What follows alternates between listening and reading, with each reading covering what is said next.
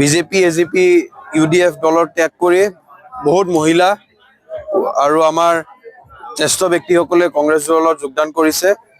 তেওঁলোকে আমাৰ কংগ্ৰেছৰ কাৰণে কাম কৰিবলৈ আহিছে আৰু যোনখিনি এতিয়া সমাজত চলি আছে যে কমিউনেল পলিটিক্স সেইখিনি নাইকিয়া কৰিবলৈ তেওঁলোকে বিচাৰিছে।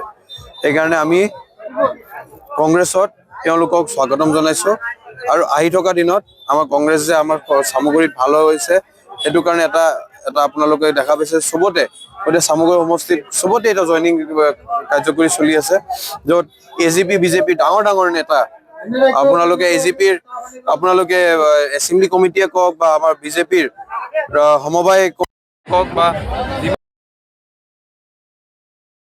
খেলা কাউন্সিলাৰ এইখিনি আমাৰ লগত যোগাযোগ কৰি আছে আৰু তেওঁলোকে আহিব বহুত কম দিনত আপোনালোকে দেখা পাব।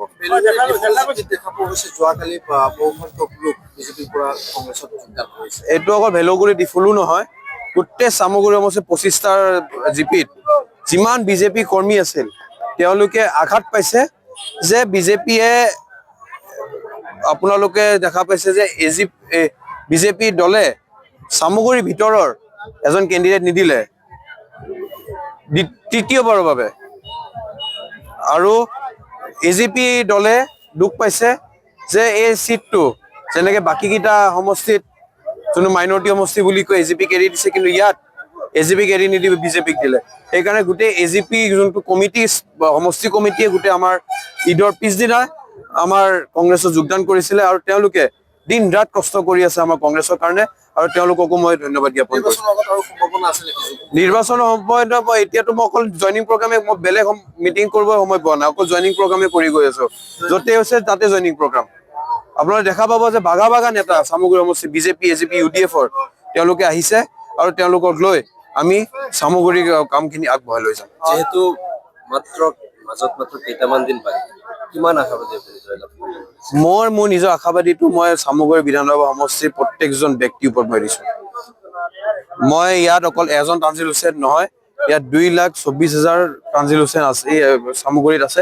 তেওঁলোকে প্ৰত্যেকজনে তানজিল হুছেইনৰ দিশা কাম কৰি আছে, তেওঁলোকৰ ওপৰত মই পুৰা আশাবাদী আৰু তেওঁলোকে ভালকে কাম কৰি আছে, মই ভালকে গম পাই আছো। বিভিন্ন ৰাজনৈতিক নেতাৰ পৰা নিৰ্বাচনী বিভিন্ন নানান ধৰণৰ কৌশল অৱলম্বন কৰিছে, আপোনালোকৰ এনে কি ইছ্যু আছে? আমি কৌশল কৰিবই লাগে না, বিজেপিয়ে আমাক এজিপিয়ে আমাক ইউডিএফে আমাক ৰাস্তা এৰি দি আছে।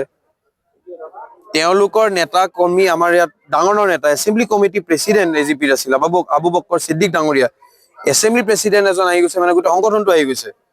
আমাৰ লগতে ৰখি আছে আমাৰ সমবায়, আপোনালোকে চিনি পায় বিজেপিত আছিলে, এতিয়া আমাৰ কংগ্ৰেছত যোগদান কৰিছে।